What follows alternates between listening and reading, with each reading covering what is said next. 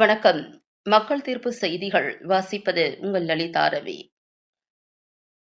80 வயது மூதாட்டியின் சீட்டு பணத்தை ஏப்பம் விட்ட விஜயலட்சுமி சிறு சேமிப்பு சீட்டு நிறுவனம். பாட்டிமா, உன் வீட்டுக்கார் இல்ல, வயசான காலத்துல பணத்துக்கு என்ன பண்ணுவ? வா, என்னோட விஜயலட்சுமி சீட்டு கம்பெனில சேர்ந்துக்க. 1,00,000 சீட்டு, மாசம் 4,000 மட்டும்தான் கட்டுற.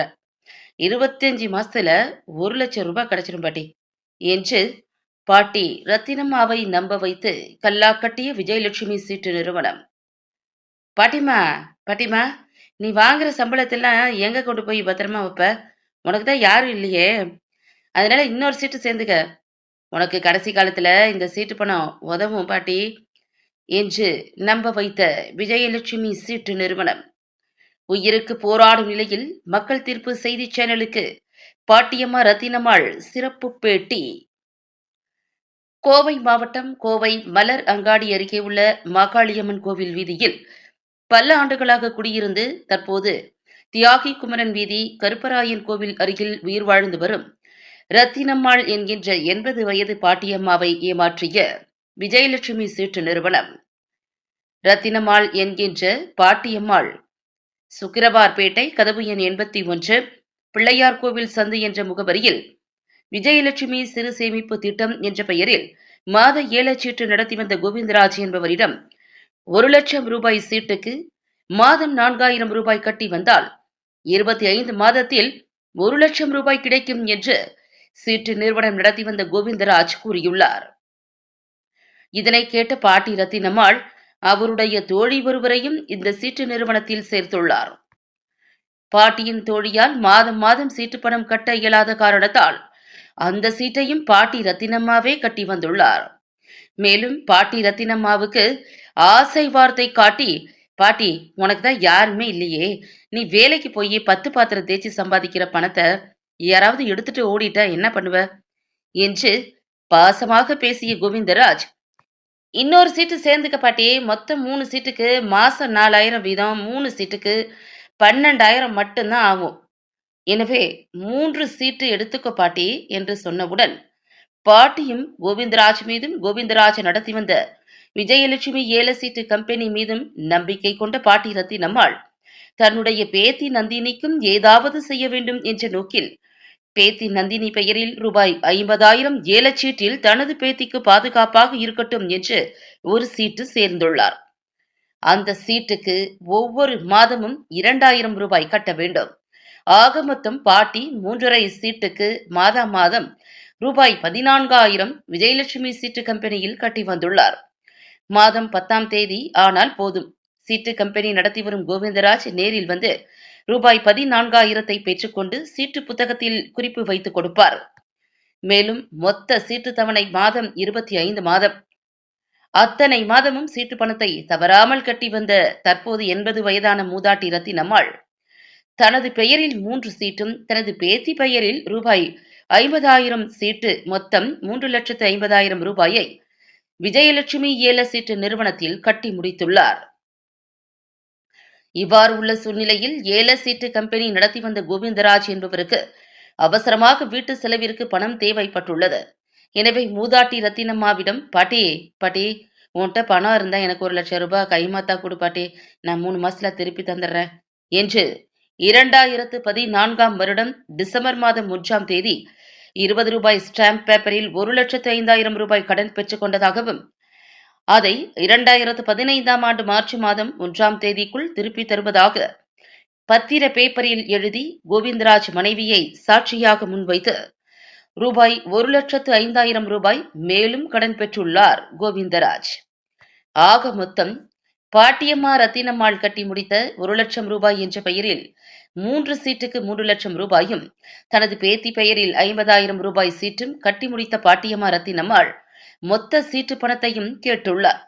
அதற்கு சீட்டு நிறுவனம் நடத்தி வந்த கோவிந்தராஜும் அவரது மனைவி விஜயலட்சுமியும் கூட்டாக சேர்ந்து இன்று தருகிறோம், நாளை தருகிறோம், அடுத்த மாதம் தருகிறோம் என்று பாட்டியம்மாவை அலைக்கழித்துள்ளனர். மேலும் பாட்டியம்மா கண்டிப்பாக நான் கட்டிய சீட்டு பணம் முழுவதுமாக கிடைத்துவிடும் என்ற நம்பிக்கையுடன் இருந்துள்ளார். ஆனால் இன்று வரை பாட்டியம்மாவின் சீட்டு பணம் கிடைக்கவில்லை. மேலும் மேலும் முயற்சி எடுத்து சீட்டு பணத்தை கோவிந்தராஜிடம் கேட்டு வந்துள்ளார் பாட்டியம்மாள் ரத்தினம்மாள்.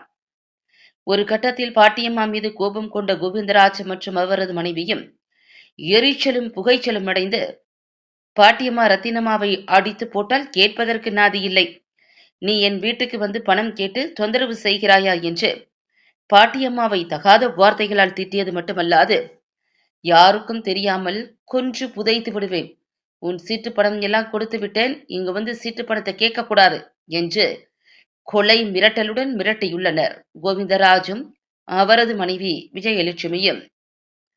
பதறிப்போன பாட்டியம்மா, நான் கோவையில் செயல்பட்டு வரும் அன்னபூர்ணா ஹோட்டலில் 10 பாத்திரம் தேய்த்து சிறுக சிறுக சம்பாதித்த பணத்தை இப்படி கொள்ளையடிக்க முயற்சிப்பது மட்டுமல்லாது என்னை கொலை பண்ணவும் முயற்சி செய்கிறீர்களே, இது நியாயமா என்று பாட்டியம்மாள் கேட்டுள்ளார். பாட்டியம்மாவால் மேலும் ஹோட்டல் வேலைக்கு செல்ல முடியாததால் தனிமையில் இருந்து வந்துள்ளார். இந்நிலையில் கடந்த 2018ஆம் ஆண்டு கோவை மாநகர காவல்துறை ஆணையாளர் மற்றும் கோவை மாவட்ட ஆட்சியருக்கும் என்னுடைய பணத்தை ஏமாற்றி விட்டார்கள் என்று புகார் கொடுத்துள்ளார் பாட்டியம்மா ரத்தினம்மாள். விசாரிப்பதாக கூறிய காவல்துறையும் மாவட்ட நிர்வாகமும் உறங்கிவிட்டதோ என்னமோ தெரியவில்லை, புகார் மனு கிடப்பிலேயே உள்ளது. அதன் பின்பு 14/3/2016 அன்றும் மாவட்ட ஆட்சித் தலைவருக்கும் மாநகர காவல் ஆணையாளர் மற்றும் ஆர்எஸ் புரம் காவல் நிலையத்திலும் புகார் மனு கொடுத்துள்ளார். அப்போதும் சீட்டு நிறுவனத்தை அழைத்து பேசுவதாக கூறிய காவல்துறை இன்று வரை எந்த நடவடிக்கையும் எடுக்கவில்லை என்பது தெள்ளத் தெளிவாக தெரிய வருகிறது என்பது ஒரு புறம் இருந்தாலும், மீண்டும் கடந்த 8/6/2018 அன்றும் பாட்டியம்மாள் ரத்தினம்மாள் புகார் மனு கொடுத்துள்ளார். அதற்கு 15/10/2018 அன்று காவல்துறையிடம் இருந்து பாட்டியம்மாவிற்கு அழைப்பாணை வந்துள்ளது. அப்போது காவல்துறையினர் புதிதாக ஒரு புகார் மனு கொடுங்கள், விசாரணை செய்கிறோம் என்று காவல்துறை தரப்பில் தெரிவித்துள்ளனர். அந்த மனுவிற்கும் இன்னும் பதில் கிடைக்கவில்லை. இவ்வாறான சூழ்நிலையில் ஏல சீட்டு நடத்தி வந்த கோவிந்தராஜ் கடந்த 3 ஆண்டுகளுக்கு முன்பு இறந்துவிட்டார். அதன் பின்பு அவரது மனைவியிடம் பாட்டியம்மா பணம் கேட்டபோது, சீட்டு பணம் கொடுக்க முடியாது, வேண்டுமானால் 20 ரூபாய் பத்திர பேப்பரில் எழுதி கொடுத்து வாங்கிய 1,05,000 ரூபாயை மட்டும் தருகிறேன், அதுவும் மாதம் 2,000 ரூபாய் மட்டும்தான் கொடுக்க முடியும் என்று சொல்லி இதுவரை 36,000 ரூபாய் மட்டும் பாட்டியம்மா ரத்தினம்மாளுக்கு பல அலைக்கழிப்பிற்கு பின் கொடுத்து வருகிறார் கோவிந்தராஜின் மனைவி விஜயலட்சுமி. ஒவ்வொரு முறையும் பணம் வாங்க செல்லும் போது பாட்டியம்மா ரத்தினம்மாளை அவமானப்படுத்தி பணத்தை கொடுத்து அனுப்புவது விஜயலட்சுமியின் வாடிக்கை. மேலும் இதுகுறித்து மக்கள் தீர்ப்பு செய்தி சேனலுக்கு சிறப்பு பேட்டியளித்த பாட்டியம்மா ரத்தினம்மாள், தனக்கு அடிக்கடி நெஞ்சுவலி வருவதாகவும் அதை சரி செய்ய கோவை PSG மருத்துவமனை மருத்துவர்கள் பரிசோதனை செய்துவிட்டு அறுவை சிகிச்சை செய்ய வேண்டும், அதற்கு குறைந்தது 5 லட்சம் ரூபாய் செலவாகும் என்று கூறியுள்ளனர். மேலும் ஆதரவற்ற இந்த பாட்டியம்மாவின் தூரத்து உறவினர்கள் பாதுகாப்பில் வைத்திருப்பதாகவும், அவர்கள் இந்த பாட்டியம்மாவிற்கு உண்ண உணவு மருத்துவ செலவுகளையும் செய்து வருவதாகவும், என்னால் எனது தூரத்து உறவினர்களுக்கும் சிரமம் ஏற்பட்டுள்ளது, எனவே எனக்கு விஜயலட்சுமி ஏல சீட்டு நிறுவனத்தை நடத்தி வந்த கோவிந்தராஜ் என்பவரின் மனைவி விஜயலட்சுமியிடம் இருந்து எனக்கு சேர வேண்டிய ரூபாய் 3,50,000 ஏல சீட்டு பணத்தையும் என்னிடம் கையில் வாங்கிய ரூபாய் 1,05,000 ஆக மொத்தம் 4,55,000 உடனடியாக பெற்றுத்தர வேண்டும் என மாண்புமிகு தமிழ்நாடு முதல்வர் திரு ஜோசப் விஜய், மாண்புமிகு கோவை மாவட்ட பொறுப்பு அமைச்சரும் மற்றும் பிற்படுத்தப்பட்டோர் நலத்துறை அமைச்சருமான B. சம்பத்குமார், கோவை மாவட்ட ஆட்சியர், கோவை மாநகர காவல் ஆணையாளர், கோவை ஆர்எஸ் புரம் காவல் நிலைய ஆய்வாளர் உள்ளிட்டவர்களுக்கு விரைவு தபாலில் உதவி கேட்டு மனு அனுப்பியுள்ளார். எனவே மாண்புமிகு தமிழக முதல்வர் விஜய் அவர்களும் பொறுப்பு அமைச்சர் V. சம்பத்குமார் அவர்களும் கோவை மாவட்ட ஆட்சியர் மற்றும் மாநகர காவல் ஆணையாளர், ஆர்எஸ் புரம் காவல் நிலைய ஆய்வாளர் ஆகியோர் ஒருங்கிணைந்து இருதய அறுவை சிகிச்சைக்கு பணம் இல்லாமல் தவித்து வரும் ரத்தினம்மாள் தான் கட்டிய சீட்டு பணத்தையும் கையில் கொடுத்த 1,05,000 ரூபாயையும் வாங்கி கொடுக்கும்படி உதவி கேட்டுள்ளார். எனவே தமிழ்நாடு அரசின் முதல்வர் விஜய் இந்த பாட்டியம்மா ரத்தினம்மாளுக்கு உதவிக்கரம் நீட்டுவார்களா என்பதை பொறுத்திருந்துதான் பார்க்க வேண்டும். அத்தா வணக்கங்க அத்தா. ஐயா வணக்கங்க. உங்க பேர் என்னங்க அத்தா? ரத்தனமாங்க. நீங்க எங்க இருக்கீங்க? பூ மார்க்கெட்டில் இருந்துருங்க. சரி. இப்போ வந்து தியாகிக்குமரன் வீதியில் இருக்கிறேங்க. அம்மா உங்களுக்கு என்னம்மா பிரச்சனை? கோவிந்தராஜுங்க. சீட்டு அவர்கிட்ட போட்டிருந்தனுங்க. அவர் எங்க இருக்காரு? அவர் சுக்கிரவாரப்பேட்டை மார்க்கெட்டில் இருக்கிறாருங்க. சரிங்க. எனக்கு பணம் கொடுக்கணுங்க. என்ன மாதிரி சீட் போட்டீங்க? இது ஏழை சீட்டுங்க. என்ன சீட்டு பணம் எவ்வளோங்க அதா? 1 லட்சங்க. அவருக்கு 25 மாதம் கட்டணுங்க. ஒரு மாதத்துக்கு எவ்வளவு? ஒரு மாதத்துக்கு 4000ங்க. 3 சீட்டு கட்டுறீங்களா அதில்? ஆமாங்க, 3 சீட்டு கட்டுறணுங்க. மொத்தம் 3 லட்ச ரூபா. ஆமாம். 3 சீட்டுக்கு வந்து நாங்கள் 12,000 ரூபா மாதம் மாதம் நீங்கள் அவர்கிட்ட கட்டியிருக்கீங்களா? ஆமாங்க. சீட்டெல்லாம் வச்சிருக்கீங்களா? வச்சிருக்கிறேனுங்க. இன்னொரு சீட்டு யார் பேர்ல போட்டிருக்கீங்க? எங்கள் பேத்தி பேருக்குங்க. அவங்க பேர் என்ன? அவங்க பேர் நந்தினி. நந்தினி பேர்ல எத்தனாயிரம் ரூபா சீட்டு போட்டீங்க? 50,000ங்க. அதுக்கு எவ்வளோ கட்டினீங்க? அதுக்கு 2000ங்க. சரிங்கம்மா, நீங்க வந்து சீட்டு சேர்ந்ததெல்லாம் சரி. சரிங்க. அவர் கோவிந்தராஜ் கிட்ட தான் மாசம் மாசம் சீட்டு சேர்ந்துருக்கீங்க. ஆமாங்க. அப்படின்னு சொல்றீங்க. ஆமாம். இப்போ அந்த கோவிந்தராஜ் இப்போ உங்களுக்கு என்ன பிரச்சனை? எனக்கு பணம் கொடுக்கலைங்க. என்ன பணம்? எவ்வளோ பணம் வரணும்? சீட்டு பணம் வரணுங்க. எவ்வளோ வரணும்? 4 லட்சங்க. சரிங்க. அப்போ நீங்க வந்து ஒரு சீட்டுக்கு 1 லட்ச ரூபா வீதத்துல மாசம் 4000 ரூபா கட்டியிருக்கீங்க. ஆமாங்க. மொத்தம் 3 சீட்டு. சரிங்க. அதுல 3 லட்ச ரூபா வரணுமா? ஆமாம். உங்க பேத்தி பேர்ல 50,000 ரூபா கட்டியிருக்கீங்களா? போட்டிருக்குங்க. மொத்தம் 3.5 லட்சம். லட்சங்க. சரி, அது போக என்ன காசு வரணும்? கையில் 1 லட்சம் கொடுத்துருக்குறேங்க. யாருக்கிட்ட? கோவிந்தராஜ் கிட்டங்க. கையில கொடுத்துருக்கீங்க? கொடுத்துருக்குறேங்க. அவங்க கேட்டாங்க, கொஞ்சம் பணம் கொடுங்க, நான் கொடுத்துருவேன் இப்போ நாளைக்கே அப்படின்னா. அதனால 1 லட்சம் கையில் கொடுத்தேன். கை மாத்தா கொடுத்தீங்களா? கை மாத்தெல்லாம் கொடுத்ததுங்க. 1 லட்ச ரூபா வாங்குறதுக்கு திருப்பி ஒன்றுமே நாளைக்கே கொடுத்துட்றேன் அப்படின்னு சொல்லிட்டு எழுதி கொடுக்கலைங்க. இது நடந்தது எத்தனாவது வருஷம்? 2012ங்க. 2012லயே 1 லட்ச ரூபா கையில கொடுத்துருக்கு. கையிலையும் கொடுத்து சீட்டும் போட்டிருக்கிறேன். அது போக 3 சீட்டு உங்க பேர்லயும், ஒரு சீட்டு உங்க பேத்தி பேர் போட்டிருக்கேனுங்க. மொத்த பணமும் இது வரைக்கும் திருப்பி இன்னும் இது வரைக்கும் ஒரு பைசா கூட எங்கிட்ட கொடுக்கல. சீட்டு தவணையெல்லாம் கரெக்டாக கட்டினீங்களா? கரெக்டாக கட்டியிருக்கிறேனுங்க. கரெக்டாக மாதம் மாதம் வந்து 10ஆம் தேதி வாங்கிட்டு போயிடுவோம். அதுக்குண்டான ரிசிப்ட் இல்லை புக்கு ஏதாவது வச்சுருக்கீங்களா? ஆமாங்க, வச்சிருக்கேனுங்க. சரிங்க அத்தா. நீங்கள் பணம் போய் கேட்கும் போதெல்லாம் என்ன சொல்கிறாரு? பணம் கேட்டால் நான் நல்லா கொடுத்தாச்சு, நீ 1/10 தான் நான் கொடுக்கணும், அதுதான் கொடுப்பேன், இது கொடுக்க முடியாது அப்படிங்கிறாங்க. 1,10,000 ரூபா தான் தரணும்னு சொல்கிறாரா? தர்றாங்கன்னு சொல்கிறாங்க. சீட்டு பணமெல்லாம் கொடுக்க முடியாது அப்படிங்கிறாங்க. ஏன் கொடுக்க முடியாதுன்னு சொல்கிறாங்க? அவங்க அதெல்லாம் கொடுத்தாச்சு அப்படிங்கிறாங்க. கொடுத்துட்டேன் அப்படிங்கிறாங்க. கொடுத்தாச்சுன்னா எப்போ கொடுத்தாரு? எப்படி கொடுத்தா அப்படின்னு கேட்டதுக்கு அதெல்லாம் கொடுத்தாச்சு அப்போவே, நீ போய் அவனை கேளு, இப்படியே சொல்கிறாங்கங்க. அவன் செத்து போனா அவனை போய் கேளுவோ அப்படிங்கிறான். அதான் நீங்கள் கோவிந்தராஜ் இருக்கார்ல, ஆமாங்க, நடத்துறாருல, அவர்கிட்ட போய் பணம் கேட்கும் போதெல்லாம் என்ன சொன்னார் உங்ககிட்ட? அவர் இல்லைங்க, அவர் இறந்துட்டாருங்க. அவர் கொடுக்குறேன்னு சொன்னார், அதுக்குள்ளே இறந்துட்டார். அப்புறம் அவரோட ஒய்ஃபுங்க தாங்க, அந்தம்மா தான் நான் நல்லா கொடுத்தாச்சு அப்படின்னு வந்து சொல்லுதுங்க. கோவிந்தராஜ் இறந்து எவ்வளோ வருஷம் ஆச்சுங்க? இப்போ 2 வருஷம் 3 வருஷம் ஆச்சுங்க. 3 வருஷம் ஆச்சுங்களா? 3 வருஷம் ஆச்சுங்க. 3 வருஷத்துக்கு முன்னாடி அவர்கிட்ட போய் நிறைய நடந்து கேட்டு? ஆமாங்க, நிறைய நடந்திருக்கிற. கொடுக்குறேன்னு அப்புறம் கொடுக்கவே இல்லைங்க, அதுக்குள்ளே இறந்துட்டார். சரி, அவர் இறந்ததுக்கப்புறம் யார்கிட்ட போய் பணம் கேட்டீங்க? அவங்க ஒய்ஃபுங்கிட்ட வாங்கணுங்க. அவங்க பேர் என்ன? விஜயலட்சுமிங்க. அவங்க எங்கே இருக்காங்க? அவங்க சுக்கிரவாரப்பேட்டை மார்க்கெட்டு. அவங்களும் அங்கே தான் இருக்காங்களா? ஆமாங்க. ஓகே, அவங்க என்ன சொன்னாங்கம்மா? அவங்க சொன்னதுக்கு இப்போ நான்லாம் கொடுத்தாச்சு, இப்போல்லாம் நீ கொடுக்க முடியாது, இந்த 1/10 தான் கொடுப்பேன் அப்படின்னு 46,000 வரைக்கும், இதுக்கு 2000 மாதம் 2000 கொடுத்துட்டு கையெழுத்து வாங்கிட்டாங்க.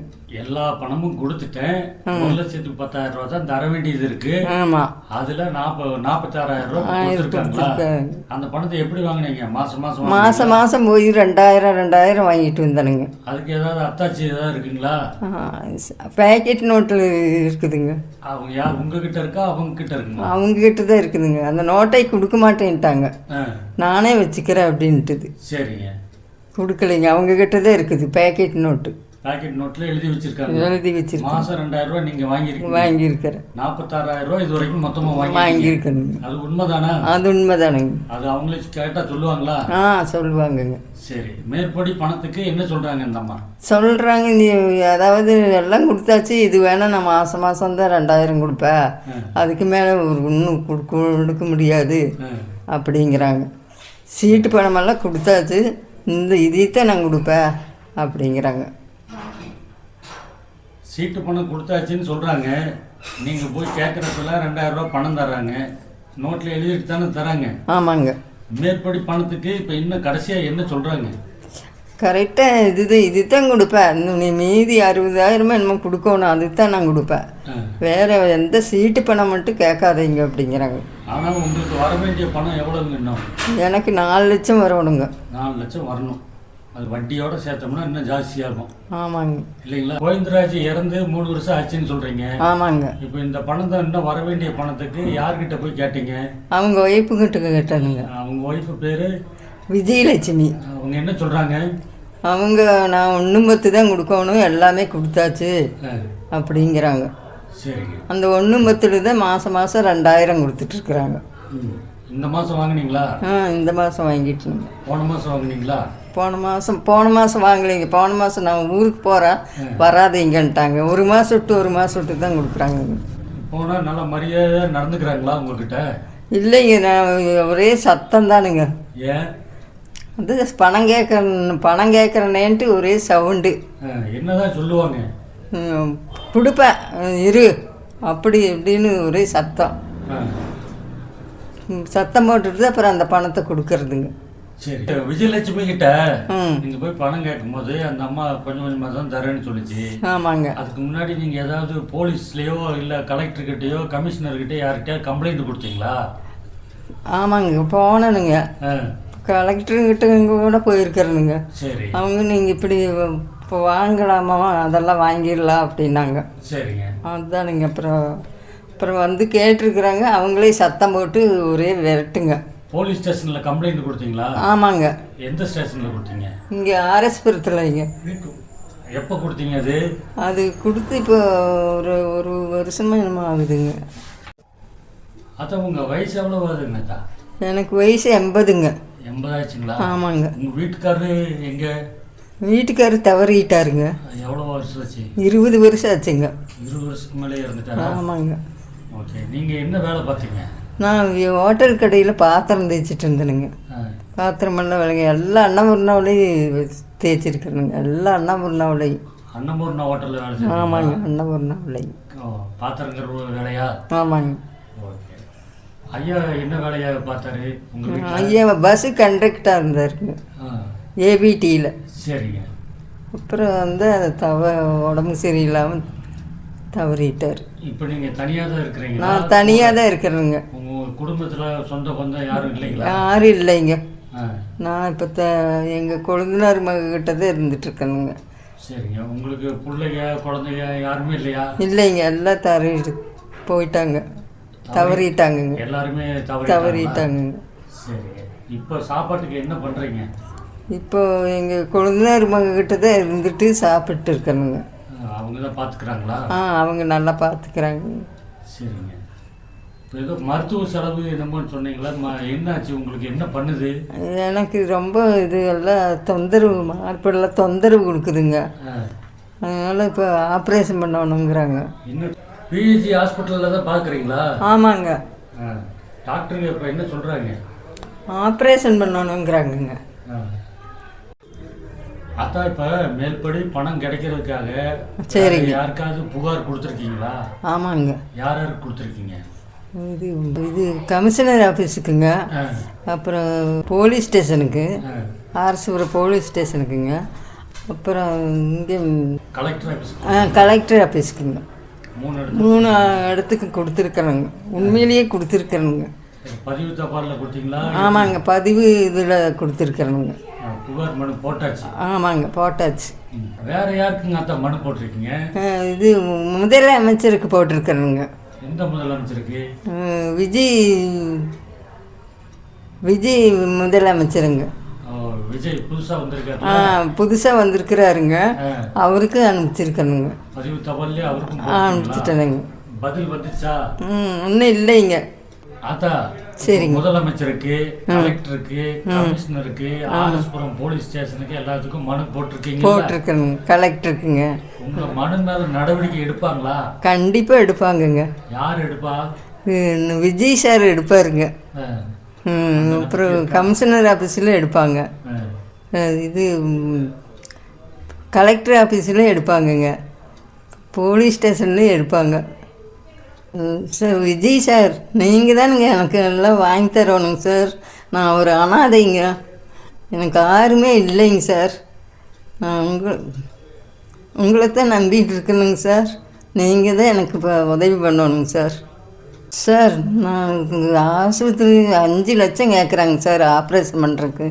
நான் என்னங்க சார் பண்ணுறது, எங்கே போகிறதுங்க? நான் உங்களை தானுங்க நம்பிட்டு இருக்கணுங்க சார். சார் கையெடுத்து கும்பிடணுங்க சார். நீங்கள் தானுங்க சார் பணம் வாங்கி தரணும். எனக்கு ரொம்ப ஒரு இதாக இருக்குதுங்க சார். எனக்கு பணம் இல்லாமல் நான் ஒரு அனாதையாக இருக்கிறேன். சாப்பிட்றதுக்கு கூட ஒரு இது இல்லாமல் நான் இருந்துட்டுங்க சார். சார் நீங்கள் தான் வாங்கி தரணுங்க சார். விஜய் சார், நீங்கள் உதவி பண்ணுங்க சார். கண்டிப்பாக பண்ணுங்க சார். நான் ரொம்ப கஷ்டத்தில் இருக்குங்க சார். Operation பண்ணணுங்கிறாங்க sir. நீங்கள் தானுங்க சார் பண்ணணும். விஜய் சார் பண்ணுங்க சார். கெஞ்சி கேட்கணுங்க சார். சார் விஜய் சார் பாருங்க சார், நான் 4 புக்கு வச்சுருக்கிறேங்க சார். நீங்கள் எப்படியே எனக்கு வாங்கி கொடுங்க சார். எனக்கு ரொம்ப முடியலைங்க சார். அக்கா நீங்கள் யாருங்க? நாங்கள் தூரத்து சொந்தங்க பாட்டிக்கு. நாங்கள் தான் பார்த்துட்ருக்கோம் பாட்டிக்கு வந்து ஹார்ட் ப்ராப்ளமாக இருக்குது. அதனால் பிஎஸ்சி ஆஸ்பத்திரி தான் பார்க்குறோம். அவங்க வந்து ஆப்ரேஷன் பண்ணணும்னு சொல்லிட்டாங்க. அதுக்காக பணம் தேவைப்பட்டுச்சு. நாங்கள் கொஞ்சம் இல்லாதவங்க தான் கஷ்டப்பட்டுருக்கனால என்னென்னு கேட்கும், பாட்டி சீட்டு போட்டிருந்த காசை வாங்கி பண்ணலாம் அப்படின்னாங்க. அங்கே போய் கேட்டதுக்கு அவங்க வந்து தரலை. சரி அது வந்து அதுக்கு ஏற்பாடு பண்ணலாம் அப்படின்னு சொல்லிட்டு கமிஷனருக்கு, அப்புறம் வந்து கலெக்டருக்கு, அந்த மாதிரி எல்லாத்துக்கும் நாங்கள் வந்து லெட்ரு கொடுத்துருக்கோம், மனு கொடுத்துருக்கோம்.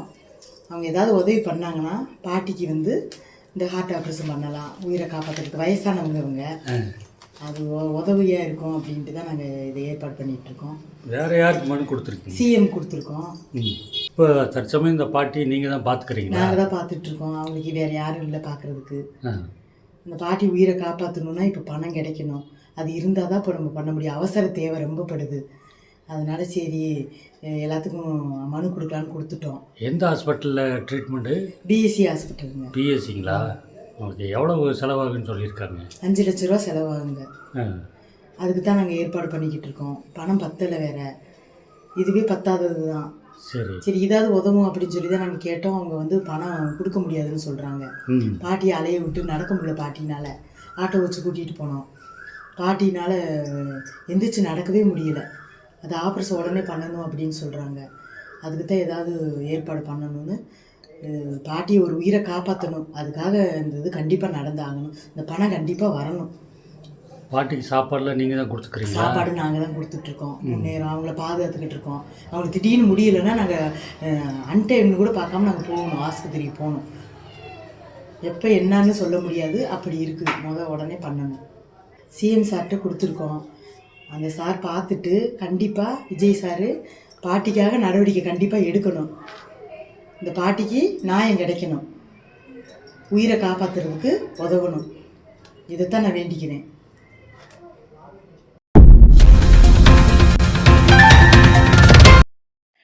மக்கள் தீர்ப்பு செய்திகளுக்காக சிறப்பு ஒளிப்பதிவுடன் செய்தியாசிரியர் அதிரடி காளிதாஸ்.